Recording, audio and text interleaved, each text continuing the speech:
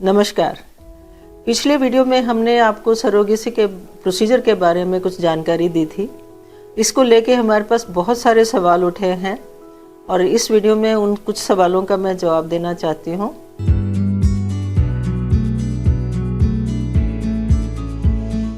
मैं doctor Jindal IVF Chandigarh से इनकी फाउंडर डायरेक्टर हूँ और मैं कुछ आपको सरोगेसी के लॉ के हिसाब से कुछ आपको जानकारी दूंगी। सरोगेसी का लॉ इंडिया में 2021 में आया था और 22 से लागू हुआ है। इस लॉ के अंतर्गत बहुत सारी चेंजेस की गई हैं क्योंकि बहुत सारी प्रॉब्लम्स थी सरोगेसी में। लोग बिना ज़रूरत के सरोगेसी करवा रहे थे। गरीब औरतों को काफ़ी एक्सप्लॉयटेशन थी। उनको मजबूर किया जाता था कि 2-3 बार इवन सरोगेसी कई लेडीज़ थी जो करवाती थी और बाहर से भी बहुत इंटरनेशनल पेशेंट्स बहुत आके इंडिया में सरोगेसी करवाते थे। तो उन सब चीज़ों को मद्देनज़र रख के और एजेंट्स बीच में बहुत थे जो कि कमर्शियल सरोगेसी करते थे और इसके चक्कर में जो पेशेंट्स थे, इनफर्टाइल पेशेंट्स या जो कपल्स जो बच्चा चाहते हैं, उनकी भी काफ़ी एक्सप्लॉयटेशन होती थी कि उनको कई बार बहुत पैसे भी देने पड़ जाते थे और फिर भी कामयाबी कई बार हाथ में नहीं मिलती थी। तो इन सब चीज़ों को ध्यान में रख के ये लॉ बनाया गया है और इस लॉ के अनुसार अब सरोगेसी इंडिया में लीगल है, पर ये एल्ट्रुस्टिक है। एल्ट्रुस्टिक का क्या मतलब होता है कि इसमें मनी का आदान प्रदान नहीं है।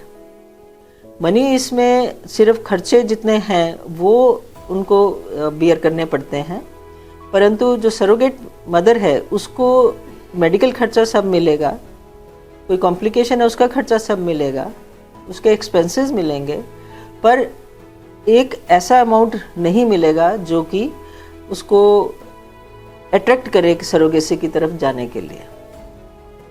तो मेन बदलाव यही है कि अब ये कमर्शियल नहीं, एल्ट्रुस्टिक सरोगेसी है।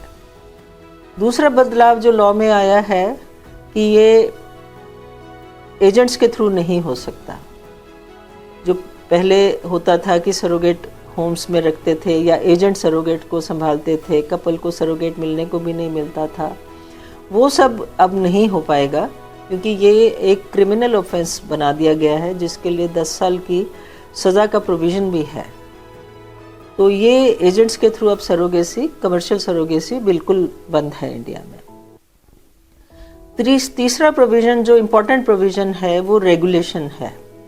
इसमें एलिजिबिलिटी क्राइटेरिया दिए गए हैं कमीशनिंग कपल के लिए, सरोगेट के लिए और सारे मेडिकल क्राइटेरिया दिए गए हैं कि अगर वो सारे फुलफिल हों तब ये सरोगेसी की जा सकती है, जो कि हमने पिछले वीडियो में भी बताई थी।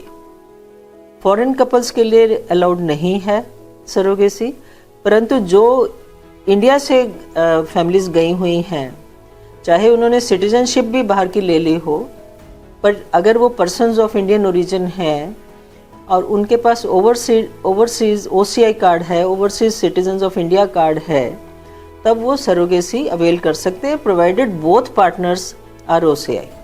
इसके बाद जो चौथा प्रोविज़न है वो रेगुलेशन है। There is a national board, national level पे एक नेशनल बोर्ड है, उसके अंडर हर स्टेट के लेवल पे स्टेट बोर्ड्स हैं और फिर उसके नीचे डिस्ट्रिक्ट बोर्ड्स भी हैं।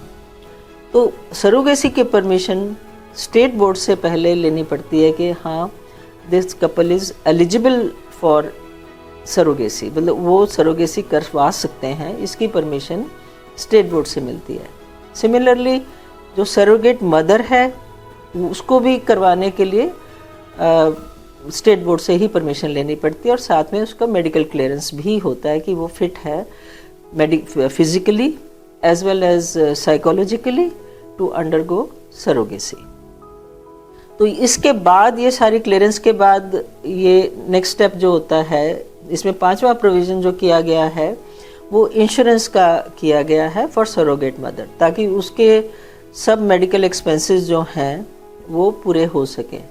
क्योंकि बहुत बार ऐसे भी होता है कि प्रेगनेंसी होने के बाद जो पहले होता था कि कोई एजेंट उनको इग्नोर कर रहा है या जो कमीशनिंग कपल है वो इग्नोर कर रहा है और सरोगेट की हेल्थ को कोई सीरियस खतरा है, तो उनके लिए खर्चे का प्रोविज़न नहीं था, जो कि इस लॉ में किया गया है कि इंश्योरेंस के थ्रू कोई भी मेडिकल एक्सपेंस है उसका खर्चा उनको मिल जाए।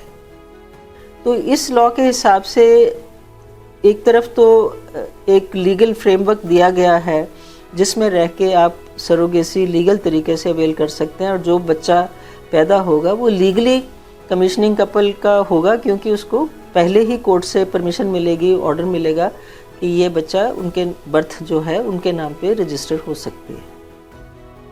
तो लीगल फ्रेमवर्क के साथ साथ जो मुश्किलें आ रही हैं कि कपल्स के लिए अपने लेवल पे सरोगेट अरेंज करना मुश्किल हो जाता है, प्लस अभी बहुत सारे स्टेट्स में बोर्ड्स अभी ऑर्गेनाइज पूरी तरह नहीं हो पाए हैं। हालांकि 3 साल हो गए हैं जहाँ पे सरोगेसी की परमिशंस बहुत स्लो प्रोसेस हो गया है मिलने में, कमीशनिंग कपल को भी सरोगेट को भी, तो काफ़ी स्लो प्रोसेस हो गया है और इसमें काफ़ी दिक्कतें आ रही हैं कपल्स को।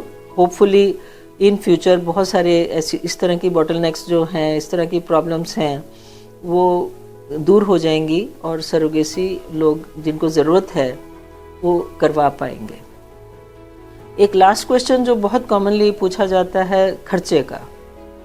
अब जो खर्चा है वो बेसिकली सिर्फ प्रोसीजर रिलेटेड है, जो मेडिकल एक्सपेंसेस हैं वही हैं। जो आईवीएफ का खर्चा है, सरोगेसी का खर्चा है, या थोड़ी लीगल फीस होती हैं जो एफिडेविट्स वगैरह बनाने हैं, कॉन्ट्रैक्ट्स बनाने हैं या कोर्ट का ऑर्डर लेना है, उन सब के लिए जो लीगल फ़ीस है वो है, या इंश्योरेंस की फ़ीस है। तो बहुत ज़्यादा एक्स्ट्रा ऑर्डिनरी एक्सपेंस नहीं है। जो मेडिकल बोर्ड वगैरह से परमिशन है उसमें गवर्नमेंट की कोई प्रिस्क्राइब्ड फ़ीस नहीं है, तो इसलिए वहाँ पे भी कोई ऐसा खर्चा इन्वॉल्व नहीं है। तो इट्स प्रैक्टिकली मेडिकल एक्सपेंसेस ही हैं, प्रेगनेंसी केयर का या आईवीएफ का, या थोड़ी सी लीगल फ़ीस हैं जो कि 4-5 लाख में आराम से हो जाता है। आशा करती हूँ कि इस जानकारी से आपको कुछ मदद मिली होगी। और अधिक जानकारी के लिए आप हमारे कमेंट बॉक्स में लिखिए, हम आपको जवाब देंगे। धन्यवाद।